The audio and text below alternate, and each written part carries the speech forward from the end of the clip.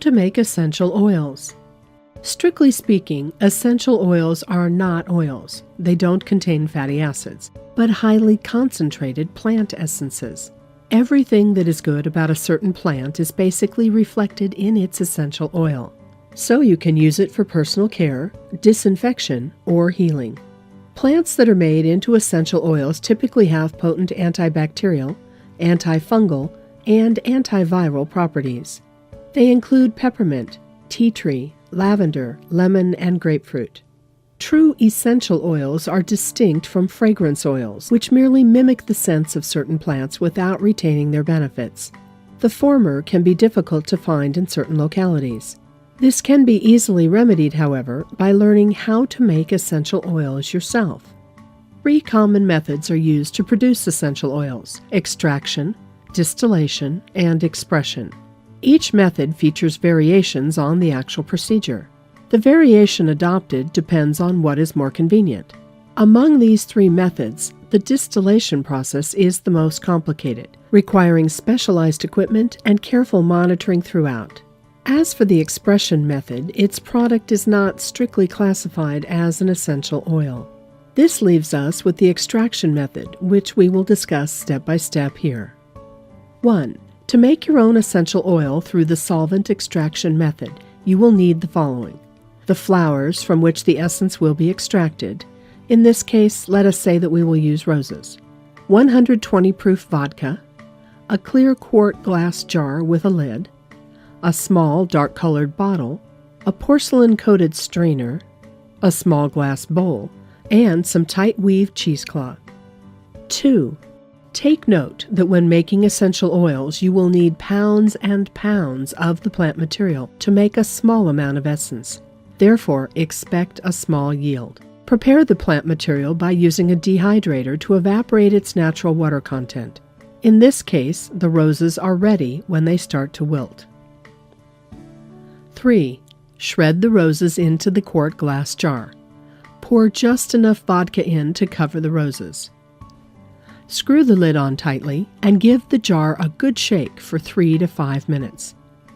Place the jar in a dark corner inside a kitchen cupboard where it can sit undisturbed at room temperature. 4. About 3 times a day, take out the jar and give it a good shake for several minutes.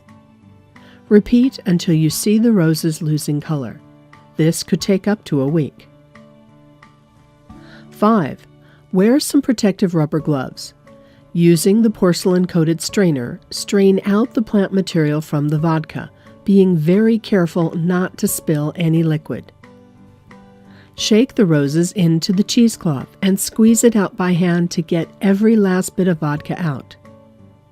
By this time, the vodka will smell terrible. Not to worry though, that is just about right.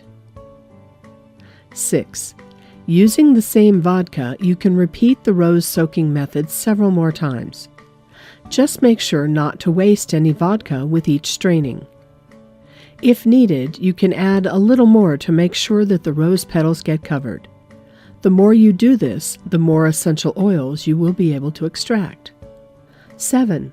Once you are done with the rose soaking, strain as usual, but this time return the vodka into the quart glass jar and seal it up tight. Put it in the cupboard corner again, leaving it undisturbed in the dark for a day or 2. By this time, you will see some separation starting to occur. The vodka will separate from the essential oils and other plant materials. 8. Place the glass jar inside the freezer and let it freeze. Here's the cool part. Vodka does not freeze, so only the essential oils and other plant materials will solidify. 9. Afterwards, you will have to move fast before the essential oils melt. You will need a piece of cheesecloth laid inside of a glass bowl, another piece of cheesecloth secured around a clear canning jar so that it dips inside the neck, another small glass bowl, and a small dark bottle which will hold the essential oil. Have a spoon and dropper ready as well. 10. Remove the jar from the freezer. Skim the gunky plant material off the vodka and place it on top of the cheesecloth laid inside the bowl. Pour the vodka into the other glass jar with the loose cheesecloth. Move quickly to pick out any frozen bits and place them inside the dark small bottle. The frozen bits are the essential oils. Don't be surprised if you only harvest a little bit. As you learn how to make essential oils, you should gain an intuitive feel for the process. This means that, with time, you will be able to produce higher quality essential oil. You will also learn which plant materials are best for extraction and how to minimize wastage.